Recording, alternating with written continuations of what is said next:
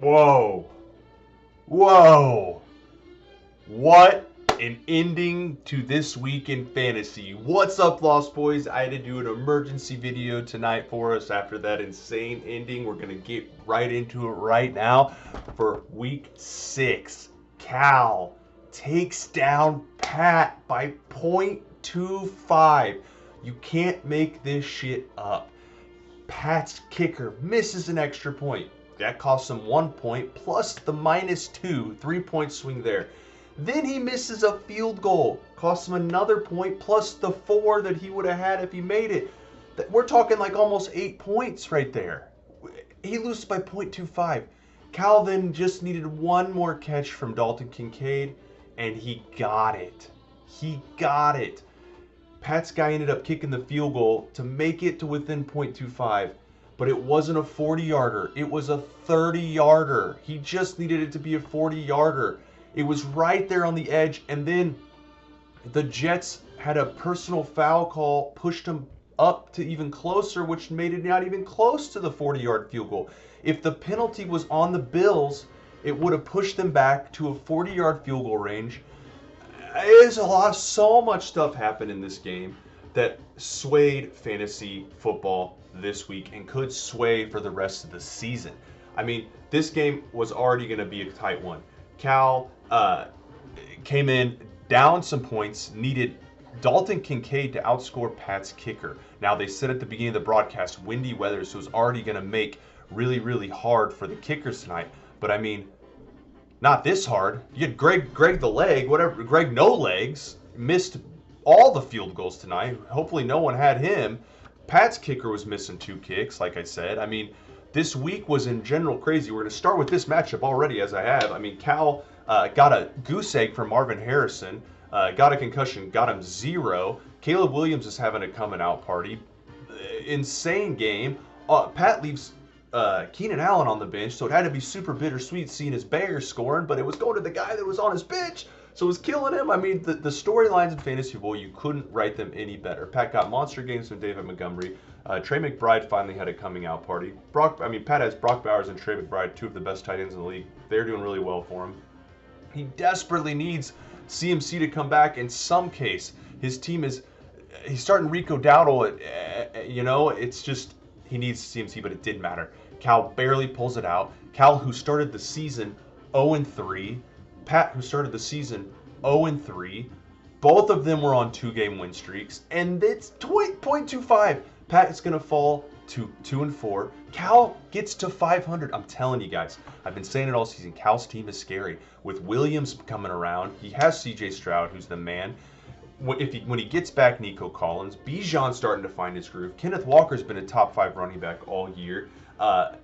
Cal's team's pretty nasty. He has Kareem Hunt that's going to be plugging into his flex. He has Xavier Worthy that he's going to be plugging into his flex. I mean, watch out for Cal. His team's coming along. Pat, on the other hand, finally got T. Higgins back a couple weeks ago. Lamar Jackson, as I said, he's going to start Anthony Richardson this week. Hopefully Anthony Richardson does what he needs to do, but like I said, he desperately needs CMC back.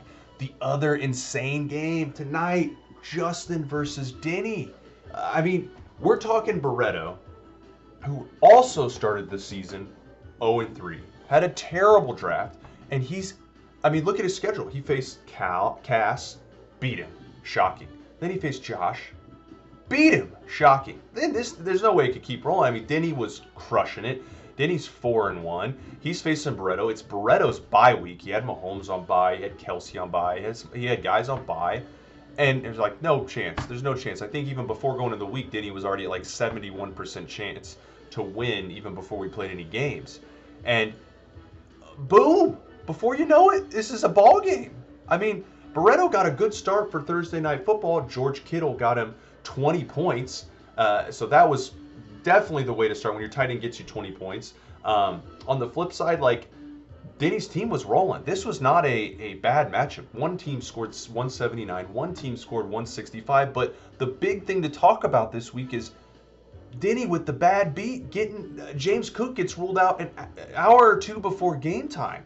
I mean, he could have went on there and picked up Ray Davis, which I think may have made a difference. I think Ray Davis may have gotten just enough points to push him over the victory this week. Braylon Allen, Denny may have thought, could have squeezed this one out. No, 0.8 for Braylon Allen. 0.8. Couldn't do it.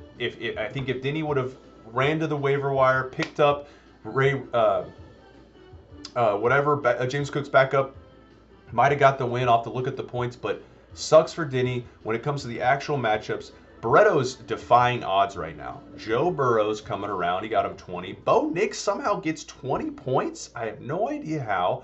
But the big story for Barretto's team is Chris Godwin. I think after this week, he's going to be the #1 fantasy wide receiver for the year. He's been crushing it.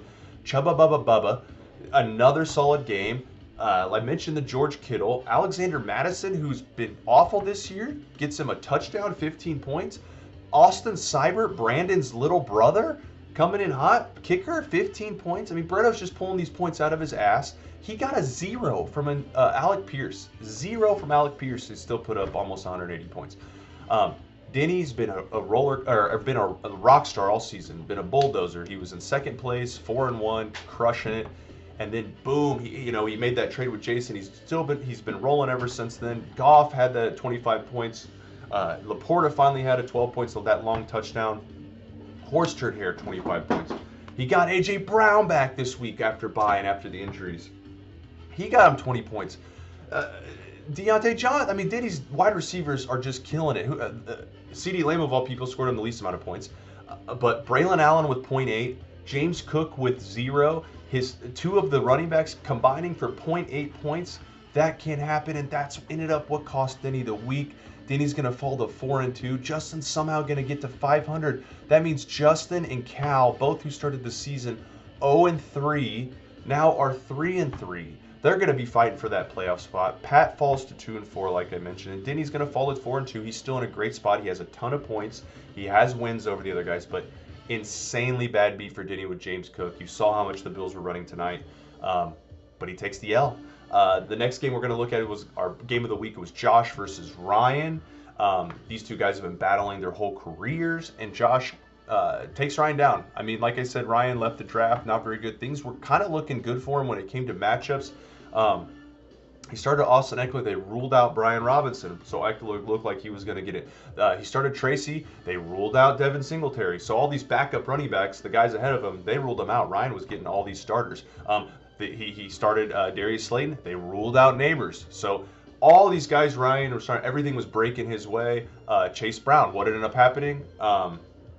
Zach Moss fumbles like on the very beginning of the game and gets hurt. He's out. So all these guys ended up getting all this volume for Ryan. It still didn't matter though. He's starting Deshaun Watson, who is not very good. DJ Moore didn't have a very good game. His Denver D got him 3 points. And Jamar Chase has been going off the last 2 or 3 weeks. He didn't do that well for him. So Ryan only scored about 123 points. It wasn't the best week for him. He had Josh Allen get 20 plus. Jaden Daniels got 20 plus. McLaurin got 20 plus. I mean, it was a good week for Josh. He scored 174 points. Finally, Breece Hall, they started to feed him the ball again. He got almost 20 points. In general, Josh's team looked pretty good. He still has no Neighbors. He still has no Devontae Adams, so he's looking to get those guys back. We'll see what the situation with Jordan Mason. But in general, Josh, he's going to move to 4-2. He scored 175 points and takes down Lama, Lama was almost one of those teams that went from 0-3 to 3-3. Instead, he falls down to 2-4. The next game we're going to talk about, shocker. Speaking of shockers, 0-5 Jace, 5-0 Matt. I predicted this a long shot last week, and it happened. Jace takes down Matt 130 to 113. Matt's been skating by with the least points against. He finally comes up against a little bit of bad luck. Jace takes him down. It wasn't even like Jace put up a ton of points, 130 points, but he played Matt on the right week. Jalen Hurts finally did some stuff for Jace. Tony Pollard, the guy that he got in the trade, did stuff for Jace. Amon-Ra got that late touchdown. So Jace does it. I mean, in general, the biggest thing was Matt only scoring 113. Dak Prescott really bombed this week. 3 points in a blowout. You thought he was at least going to get some garbage time. 3 points is bad. Jordan Love, he's been awesome this year. He continues to be awesome. He was the one bright spot for Matt this week. But in general, Matt's team just didn't perform. Saquon had another bad week. James Conner didn't do anything, got hurt. Zay Flowers had a good one. Trey Sermon is bad. So he's missing Jonathan Taylor. In general, though, Matt's team is still looking okay. But his opponents have been really bad against him. Jace's team, once again, wasn't even in the top 5 of scoring, still took him down. Jace gets his first dub of the year, 1-5. Matt falls to 5-1. He's still going to be rolling. Matt's still going to be in first place since Denny took the L, which is great for him, but he does get his first loss. And our last game we're going to talk about from this week was Tim, the bank. Most points this week, crushes Cass. Absolutely obliterates him. Beats him by almost 100 points. 91 points. Tim smokes Cass. Well, what's going on? Any other years, I mean, this is, they're going to be flip-flopped. We're talking about our Super Bowl champ from last year. We're talking about perennial playoff man, Cass at the top. And he started 2-0, and now he's going to fall to 2-4. He's lost 4 in a row. I can't remember the last time Cass's team lost 4 in a row. I mean, he loses Rashee Rice, and it's like his team decides to die. Crystal Olave got knocked out at the beginning with a concussion. Baker had another great game, but Mike Evans didn't benefit from it. Kyler Murray seems to be up and down every single week. This week was a down week. Calvin Ridley, hello, 0.9, and that came on a 9-yard rush. 0 receptions for Calvin Ridley. Jerome Ford got hurt for Cass. Quentin Johnson's terrible. His Jets D tonight did nothing. So Cass's team's looking in a rough spot. We'll see what happens. I don't really know. Rashee Rice ain't coming back for Cass. I'm not really sure exactly what he's going to do. Hopefully Tyreek comes back after bye.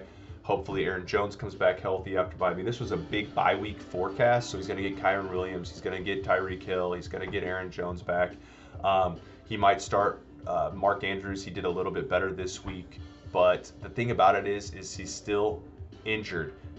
His team's really, really hurt. Tyreek is still waiting for Tua to come back. Aaron Jones may not even come back after bye. He got that injury. So we'll see. Cass's team's still good, but he's on a 4-game losing streak. Tim on the flip side, man, Tim is looking good right now, guys.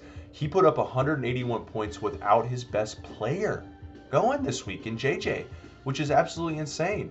I mean, he didn't have JJ. He didn't have A-Chain. Like, those are 2 of his top 3 best players. He still rocks it out. Purdy crushes it, 24 points. Trevor Lawrence finally does a little bit, 17 points. But Debo gets on the board. Tyler Lockett gets a touchdown. Jahmyr Gibbs does a little bit of this. Bucky Irving, Tim puts his balls on the table, starts Bucky Irving. Old Tim would have never picked up Bucky Irving. He would have thought Bucky Irving was a hobo living in Kentucky. Instead, new Tim picks up Bucky Irving and starts him. I don't know what's going on, but good for him. Lazard with the Hail Mary tonight gets him 20.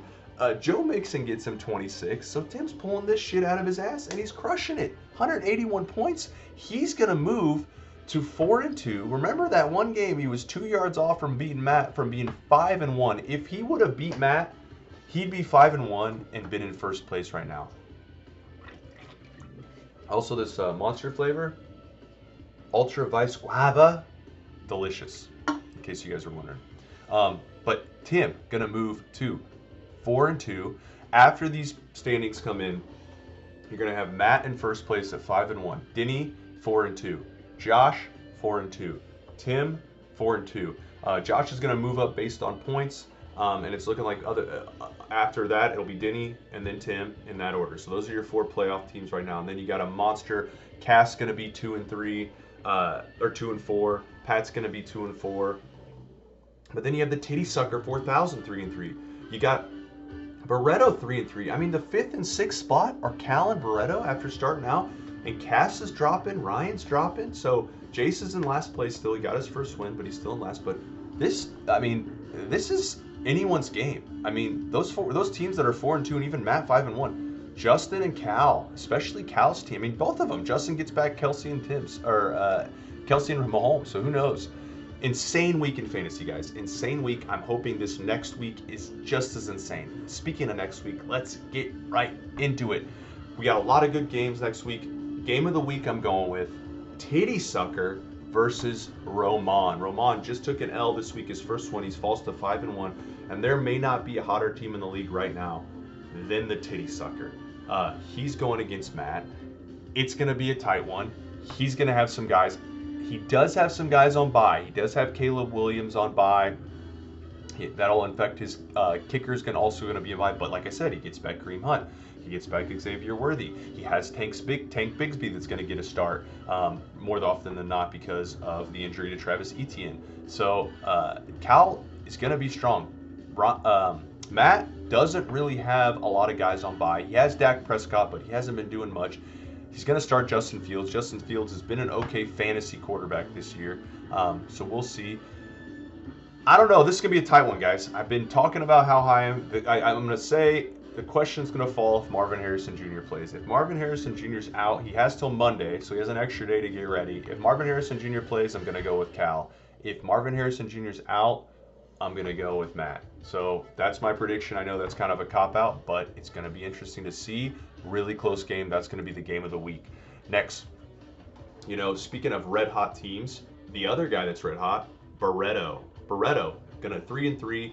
He's facing Jace. Now, Jace just got his first win. He's feeling pretty good. And most of his guys, they're not on bye anymore. He doesn't have a bye week this week, really. He has his full team on display. The Eagles, he lives and dies with Jalen Hurts. He's got Devontae Smith. This is going to be an interesting week because a lot of his guys have pretty good matchups. The Detroit-Minnesota game, he has Amon-Ra. That's probably going to be a high-scoring game. Josh Jacobs is going to be having to pound the rock against Houston. We'll see how this game works right now. Justin has some good matchups. Chiefs guys coming back, but he does have DeAndre Swift on bye. He does have his defense on bye. He does have Jalen Tolbert on bye, but Kelsey's coming back. Mahomes is coming back. Mostert's whatever. We'll see what in Puka Nacua if he's coming back after the bye. I don't think he's going to be back anytime soon still, but when he gets back, it's going to be interesting. This one's going to be really, really tricky. I think a lot of it's going to come down to the Monday night game. You have a Baltimore versus Tampa Bay. Justin has Chris Godwin go in that game. Jace has more often than not, he'll have his kicker and Isaiah Likely go in that game. So, excuse me. So I think this game's going to come down to the Monday Night Football matchup between Baltimore and Tampa Bay. I'm going to give the edge to Jace this week. I think he gets 2 in a row. He knocks Justin off of his win streak. Justin falls to 3-4, but I think it's going to be a hell of a game. I think the one thing that's going to keep Justin in that game is I think Mahomes goes off this week against San Francisco. Excuse me. Next game, we're going to go with Denny Two Shoes versus Llama the Drama. Denny takes the L last week, like I talked about. He's going to look to get back into the win column against Ryan. He's going to get most of his guys back. He does lose his kicker on bye. He does lose CeeDee Lamb on bye. So he has some big guys on bye. He's going to try to replace them. I don't know how he's going to do it. Ryan doesn't really have that many guys on bye. He has a pretty straightforward team. We'll see if those guys that got the breaks, if Devin Singletary's out, if Brian Robinson's out, and it helps him out, this would be big for him. But I like Denny in this matchup. Ryan has Aaron Rodgers and Garrett Wilson. They're going against Pittsburgh D. I think Pittsburgh D is an insane matchup. Darnold should do pretty well against Detroit D. I'll give him that. But in general, though, I really like Denny in this matchup. I've been very clear. I haven't been a big fan of Ryan's team all year. I love Denny's team. So Goff, I think Herbert's going against Arizona. I think he has his first big game of the year. And then, you're starting Deontay Johnson, A.J. Brown, Cooper Kupp, Stefon Diggs without Nico Collins. There's not going to be a better wide receiver foursome than that. It does look like Brian Robinson is coming back, and if he does, he's going against Carolina's Swiss cheese defense. I would assume James Cook's going to be back and healthy next week, and we saw how good Buffalo's run offense was. So I'm saying Denny, and I'm saying Denny by about 50 this week. So I think Denny gets back in the win column, and he smokes Ryan. Ryan's going to fall again. I'm sorry, Ryan. Next, we're going to go with a monster matchup between two teams that look really good right now, but one team just looks better, and his name's Tim, and he's facing the Titty Biscuits, Pat. Tim's team looks pretty good. He gets Justin Jefferson back next week, which is insane to say. He gets Devon Achane back, which is insane to say. He's going to replace, guys like Allen Lazard. He's going to replace maybe Bucky Irving. He's going to replace these guys with better players. Pat does get Anthony Richardson back, but he's so weak at the running back position. David Montgomery's been great for him, but I mean, no Roshan Johnson. He hasn't really been much. He needs Pacheco. He needs McCaffrey back, and they're not going to be coming back anytime soon for Pat. I think Tim takes this one. I just think his team is better. It's healthier. That's a big thing. It's healthier. Pat's only chance this week, only chance is his quarterbacks. Pat's quarterbacks have to score him 60 points. They have to combine for 60 points. Lamar and Anthony Richardson have to go off, and Tim's guys have to not do good. I mean, Purdy's going against the Chiefs, so let's hope he takes a dump this week. But if Purdy has a decent game and Pat's guys don't go off, it's going to get ugly for Pat. So Tim wins that one. And last but not least for this next week, guys, Josh versus Cass. Super Bowl rematch from last year. These guys always face each other. Big matchups. One of them is always in the Super Bowl. Unfortunately, right now, just in the current state of this season, both of these teams are going in opposite directions. Cass has lost 4 in a row. Josh is 4-2 with the most points in the league. This one's going to be interesting. Like I said before, I still like Cass's team. He's got a lot of talent. Baker Mayfield, Mike Evans can carry him to a victory. We'll see if Olave even plays because of the concussion. But Jerome Ford doesn't look like he's going to play. We'll see what Cass does with Quentin Johnson. He's getting Tyreek back. He's getting Aaron Jones back. And the Tyreek game is against the Colts, whose defense sucks. So we'll see. Josh, though, his team's looking pretty good. He's going to get Malik Neighbors back, which is going to help him as well. His matchups are good. I mean, his 2 quarterbacks are going against Tennessee D, which is bad. And Jaden Daniels is going against Carolina. So him and Scary Terry might have a big day. I don't know. I'm just going to give the edge to Josh. I just think his team is better right now. Cass's team's a little bit hurt. Josh's team, for the most part, is pretty healthy. But yeah, I'm going to give the edge to Josh, and I think he's going to move to 5-2, guys. So that is it. What a week in fantasy. Insane endings. This is why we love the NFL. This is why we love fantasy football. Brutal loss for Pat tonight. Brutal loss for Denny. I'm hoping they both bounce back next week. We'll see. It shows you this week that you never know what's going to happen in fantasy. So anyone can go on a run. Guys, love you guys. Have a good night.